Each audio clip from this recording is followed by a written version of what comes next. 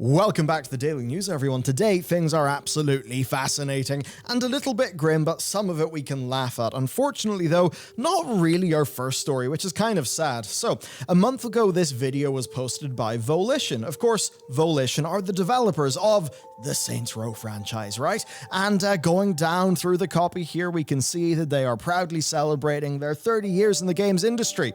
Later on, it ends by saying, "We're thrilled to have you with us on this journey. We can't wait to see what the next 30 years will bring." Now, you could say that kind of jinxed it, because today we have found out that, Volition has been shut down in its entirety. But not content with just doing that, the Embracer Group did, of course, decide to squeeze the last bit of revenue they could out of it, with Saints Row, the new one, being on PlayStation Plus this month. So, absolutely a rough situation. Now, it's totally the case that Saints Row game was a misfire. Enemies were bullet sponges, the writing was, very, very bizarre, and just generally, it did not come together in any meaningful way. Now, that being said, they actually did quite a lot of work to make the game better. Yeah, they really did. They had a lot of DLC come out, but it ended up just not being enough. And evidently, Embracer decided to make the cut. Now, you can see here the post that they made. And they say this June, Embracer Group announced a restructuring program to strengthen the group. But the broader context here you need to understand, right?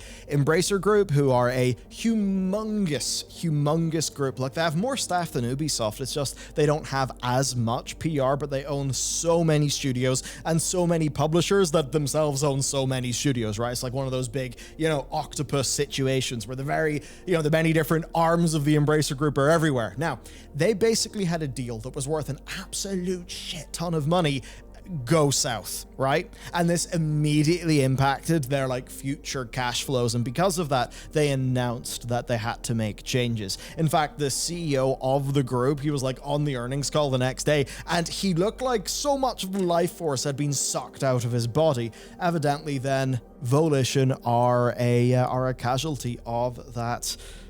Of that process, which absolutely sucks. Yes, I know the most recent game they came out with was not the best ever, and while they have had many hits, maybe you could say innovation did kind of end up being stifled there. I have to imagine a lot of that is about who owned them and the kind of budgets they had. Ultimately, though, it just did not work out. I mean, hell, I believe that, I think it was $100 million people said the new Saints Row game cost. And yes, I've confirmed that somebody's sources basically said it was over $100 million. The group themselves admitted that the game did not do particularly well. So kind of you could say the writing was on the wall. That's what's happened. If bad things are happening to the overall group and you're not a well-performing, cash efficient part of the group, you're obviously going to be first on the cutting block, and that just sucks. And the final thing on this Embracer topic that sucks is, when was this announced? Oh, it was announced at the review embargo launch for Starfield, meaning they absolutely timed this to be buried by the news cycle. Yeah, I mean, it's standard corporate bullshit. It is what it is. But it still sucks. Next then, Sony. Time to talk about Sony, where we've got anti-consumer nightmare land. This is ridiculous, right? This is truly ridiculous. So, the PSP is back. The PlayStation Portal. Yes, and it's an absolute travesty. Not because it doesn't make sense, but because of what Sony are clearly comfortable doing with their customers, right? So, here's the deal. It's a 1080p, 60 FPS device for in-home streaming. So this streams from your PlayStation 5 in your home. It does not connect to the cloud component of their PlayStation Plus, anything like that. Doesn't do that. Right? There's basically nothing that this hardware is doing. It basically does look like they sawed a controller in half and put it on either side of a screen. It is a truly baffling device coming in at $199, which, yes, isn't a massive amount of money, that's true, but the value proposition is awful, especially because there's no Bluetooth audio. The only way to get wireless audio is by using the Sony Pulse 3D, Pulse Elite, and Pulse Elite Explorer, which is their headset and earbud range, coming in at $99, $149, and $199 USD. Now, the thing is with a device like this, right? So you're not playing it at your TV. Maybe you're playing it in bed because you want to play a game in bed and ruin your sleep cycle. Well, in that case, maybe you're going to want some earphones. You're certainly not going to want a headset, right? So you're going to be shelling out $199 for those wireless earbuds. I mean, the use cases are so strange, but the point is that they are basically doing this proprietary audio system that doesn't use Bluetooth, meaning you cannot bring the hardware that you already have over to this. It's insane. And just in terms of this as like an anti-consumer practice, it is just terrible. I mean, at least go with the Apple approach where it's like, yeah, you can use any Bluetooth earbuds or headphones with an iPhone, but the AirPods have a few more bells and whistles because they have some Apple chip on them, right? Do that. Make your own thing extra special and nice, but don't lock people out. It's absolutely awful. And that basically means that because you need one of these for wireless audio, which I would basically say is a thing that you need to have for this, given its use case, right? Add that up, you're nearly at the cost of a Steam Deck or ROG Ally. Something which can do all of that streaming and actually play games locally. This is anti-consumer bullshit, and it's especially sad with the resurgence of handheld gaming, right? I mean, there's new SoCs coming out all the time that are absolute, performance per watt kings that are super, super powerful. That could easily, make an amazing, true PSP experience. But they're not doing that. Instead, they're doing this. Now, the thing is, I really don't even think that many people are going to buy this. This clearly, I would say, is some sort of holdover from a past strategy. I'm not sure why they've even committed to ordering the production run of these. I don't know if it's a sunk cost fallacy, but this does seem like a truly baffling situation, especially because it can be bested for the price of one small piece of plastic. Because the PlayStation remote streaming can be done in your phone. I've done it in my phone. And if you want the premium experience, just purchase the Backbone controller. Here it is, and the thing that's really hilarious is there's a PlayStation edition of it. You just buy the Backbone, costs £99. There are cheaper versions of a similar piece of kit available from other vendors. Or you could buy for like $5, $10, a little clip that goes onto your PlayStation controller that holds your phone, so you can just use your PlayStation controller. And guess what? Your phone does support Bluetooth audio.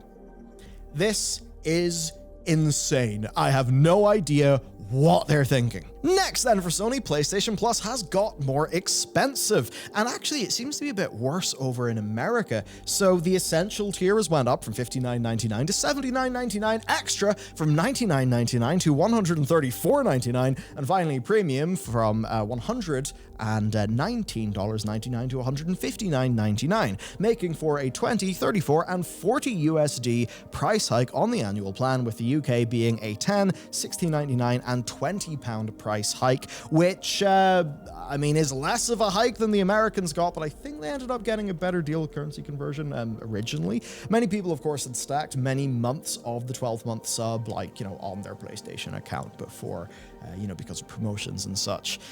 And as for the reasoning here, well, I'd say it's likely obvious. I mean, PlayStation Plus has a very high take rate on the console. I have to imagine there's not as humongous amount of people who are coming back to it, because most people have it. And the more PS5s that people buy, but so many PS4 owners have PlayStation Plus. And I'd say most of the people who own a PS4 are probably going to get a PS5. They're the incumbent.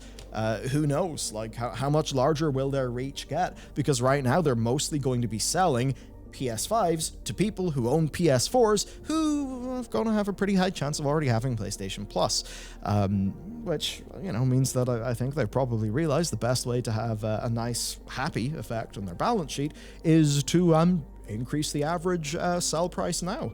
The annual plan definitely is the most cost-efficient way to buy it still, but obviously this is quite the price hike. So it could be to do with slowing adoption. It also could be they always planned something like this, but, they just wanted to have it launch at a lower price point, sort of, essentially introductory discount. And perhaps as well, they know, it's PlayStation Plus for a Sony console. You have a captive market. They're going to be pretty sticky. They're probably going to be able to eat up the reduction of an annual discount. Funnily enough, though, over in Microsoft land, they have celebrated Starfield by yoinking the $1 introductory deal, which I suppose I can understand. But hey, you can't at least say this for Microsoft. While they are pulling that bullshit with the, the additional money for the early access version of the game now, well, new Microsoft games do actually they come out in Game Pass very quickly, like within 5 days. Whereas with Sony, I mean, if you have PlayStation Plus and you also want to play the Spider-Man 2, you're going to have to shell out all the money for Spider-Man 2. Yeah, Sony sure are using their incumbent position to rake in a lot of cash, as is their right, and that's likely why Microsoft are pretty damn hungry to catch up. To cap off the Sony side, we actually have a very interesting situation where Microsoft has sniped a PlayStation executive, right? So they've sniped a PlayStation exec who is going to be leading partnerships for Japanese publishers with Xbox. I think that's quite interesting. Now, Sony, they're seen to not really care that much about their home audience. Of course, the swapping of the face buttons from, the Japanese default, to the Western one, by default, even on the Japanese consoles. You could almost see that as signifying the change with the PlayStation 5. But what's happened here, right? So Dr. Serkan Toto is a fascinating guy, industry expert, analyst over in Japan. He knows a lot. And he recently drew attention to a report from Kadokawa ASCII Research Laboratories, where basically they're just looking at the revenue numbers for different segments in Japan. And it was fascinating because the report claimed PC revenue year on year had increased by 43% to 1.3 billion. And this is after the PC market, which as of November 2022 had doubled within 3 years. So PC's getting real strong. And if you want to know why, it's basically Apex Legends and VTubers, which is kind of impressive. Anyhow, console hardware is 1.4 billion, console software is 2.7 billion. But the thing is, people really do think that maybe 80% of the console market is Nintendo. The Switch is just so damn big. Maybe it's not as dominant as that, but basically because of this, people are beginning to speculate, hang on a second, the PC platform might actually be ahead of PlayStation in Japan, which sure is something. Maybe it does go to show the power of VTubers and Apex Legends, because of course, Apex Legends taking off in Japan on PC is then what pretty much led to Apex Legends getting a Switch port, because obviously the Switch is a humongous device over in Japan. Next, then, a very interesting thing, Immortals of Avium, an inoffensive yet quippy single-player narrative first-person shooter where you can become a battle magi of the Triarch and fight to stop the Everwar, but maybe your guys aren't the good guys after all. Yeah, a bit of a throwback to a sort of late 2000s type of game. They're just hey, it's an FPS, it's a 12-hour campaign, it's single player, there you go. And hey, more games like that I think would be a good thing. And hell, Skill Up actually said, hey, as a palate cleanser, this is a pretty good little game, Fire it up over the weekend, have some popcorn, don't think about it too much, you could actually have some fun. What people have been clowning on, though, a little bit, and I did think that this really speaks to the sort of platform a game like this will get reach on, it has an all-time peak of 751. Now, this is a game published by Electronic Arts, Unreal Engine 5, technically speaking, very shiny, quite big budget. Its marketing seemed to have all these CG scenes that looked like, a big Zack Snyder CGI fight scene or something like that. I did find it to be rather surprising that their all-time peak is 13 more than our video game's all-time peak. Gotta say, the Bill Beyond's budget was probably smaller than Immortals of Avium, but I think what that does speak to is Immortals of Avium is just not the sort of game that I really think makes that much sense with Steam. I mean, I could totally see it as a PS Plus or, an EA Originals or EA Play Plus Premium Pro Max, whatever the hell it's called, because you can play this game on Electronic Arts' subscription. It almost feels more like fodder for that, which undoubtedly is probably not what EA wanted from this. It is a little bit of a weird one, and I mean, this is EA. They're actually pretty willing to publish smaller games or more niche titles or even, single-player games that don't have microtransactions. And sure, Immortals of Avium, overall, we're 325 reviews with a thumbs up, 123 thumbs down, but certainly it's a game that plenty of people can enjoy. So yeah, it does seem that the market case for this game is quite challenging. But EA have done the Star Wars, Jedi Survivor. They've done this. They've done some other titles, right? EA Games actually hasn't been that bad. To be honest, I just laughed at Immortals of Avium because it had so many proper nouns and it seemed to take itself so seriously. Yet it does seem to have quite a lot of that, kind of Whedon-y, quippy dialogue for every single character.